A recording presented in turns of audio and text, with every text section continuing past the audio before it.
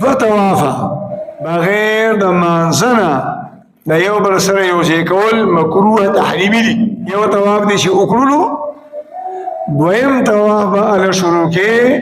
چې اول په منځ کې 2 رکعاته مونځ وکړي او دا طریقه کول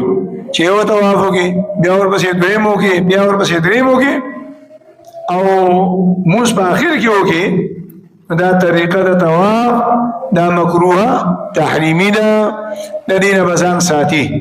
ها البته د مازدیګر د مانځه نه بعد د ماښام د نور د پرېوتو پورې دا وخت داسې وخت دی چې په دې کې مونځ مکروه دی او د مکې مکرمې خلک د مازدیګر مونځ ډېر زیات وختي کوي،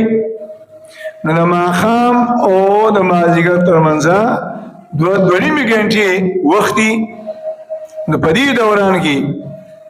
چې حاجی 2 طواف کوي نو یو ځای به کوي او دا 2 رکعاته مونځ به نه کوي، یو طواف به وکړي بیا به بل وکړي بیا به ورپسې بل وکړي چې کولی شي. دا 2 رکعاته مونځ چې طواف یې وکړه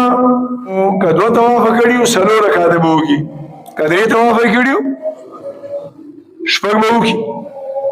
2 طوافه یو ځای کول خو مکروه دي، لیکن که یو ملګري شروع کړه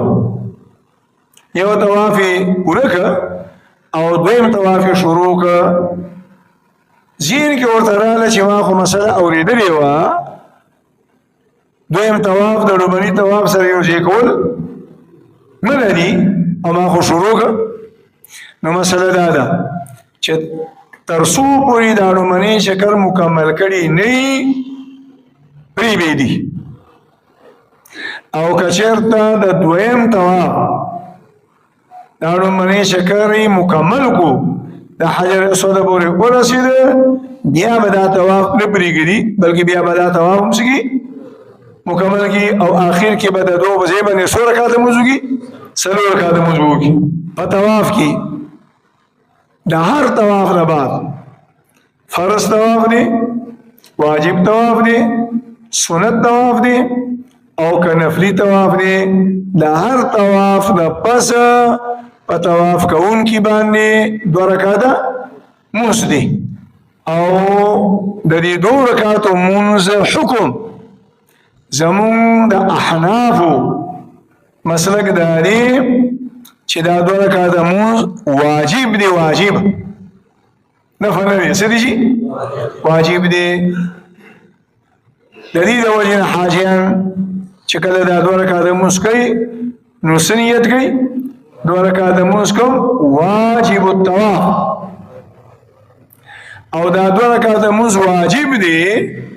د فقه په اصطلاح کې د 2 رکعاتو مونځ واجب لغیره وي. څه ورته وي؟ واجب لغیره معنا دا چې دا مونځ در باندې واجب شوی دی د یو غیر د وجې نه او غیر څه دی طواف دی، هسې خو دا مونځ در باندې نه دی واجب خو طواف دی وکړلو د دې طواف د کولو د وجې نه مونځ در باندې څه شو واجب شو او د واجب لغیره او د نفل حکم یو دی. مکروه وقت کې نفل کولو مکروه دی او په مکروه وقت کې د واجب لغیره هم څه دی مکروه دی نه وکړي.